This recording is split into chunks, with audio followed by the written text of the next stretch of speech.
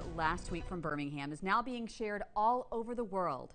A 7-year-old girl is getting ready for brain surgery this week, and she's been using her lemonade stand to raise money to pay for it. She says, when life gives you lemons, you make lemonade. Liza's mother, Elizabeth Scott, is joining us. Your daughter is very brave, as I'm sure you know, Elizabeth. Tell us a little more about her condition. She has 3 different, very rare cerebral malformations. Sorry, we're in the middle of the Hey, I understand. I have a toddler too. I get it. Yeah, so she has 3 malformations that we discovered when she started having seizures. She had 2 massive ones in one day, and after being admitted, we learned that these were causing that. What devastating news. This is not something she's been going through since birth. This is something that happened pretty much all of a sudden, correct? Yes. Yeah, it's 5 o'clock in the morning while she was sleeping. She had her first one. So all of a sudden, how rare is Liza's condition? It's pretty rare. I don't know statistics or anything, but it's rare. I mean, there's only so many doctors in the country who are experts at treating them, from what I've come to understand. So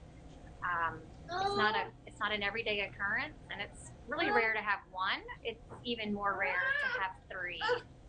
Huh. And this obviously isn't something you plan for, but is it something insurance will take care of for the most part? It's hard to say. I mean, we have good insurance, but even with that, it's just in the one stay in the hospital for the week we were there here in Alabama.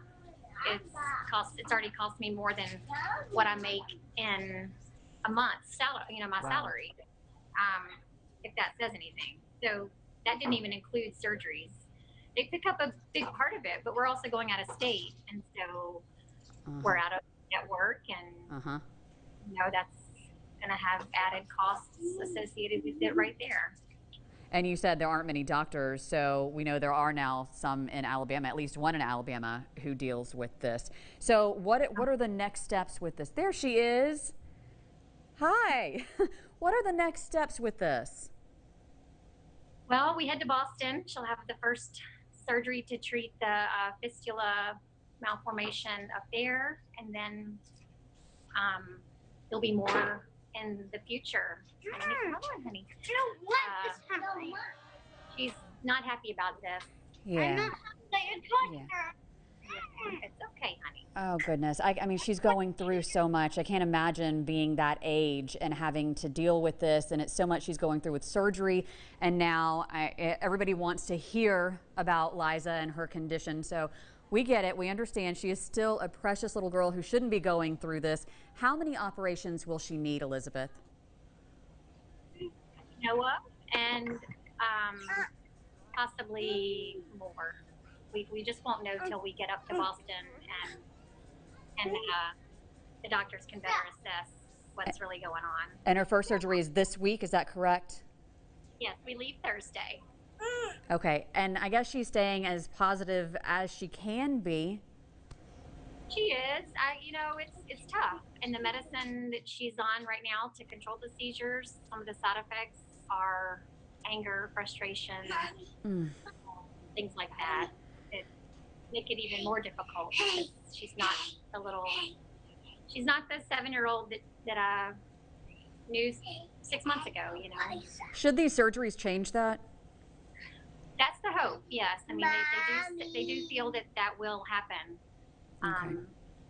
But it's hard to say. It could be a medication change is needed at some point. It could be a dosage change. It's just, we have a long road ahead, and Boston will follow her till she's 30. So this is something that can, even though they may do surgeries now, it can come back. Bless her heart. We're all going to be thinking about your family. You have your hands full. You all have a lot going on. So thank you so much for taking some time for us. Of course. We wish her the best. Thank you. Now.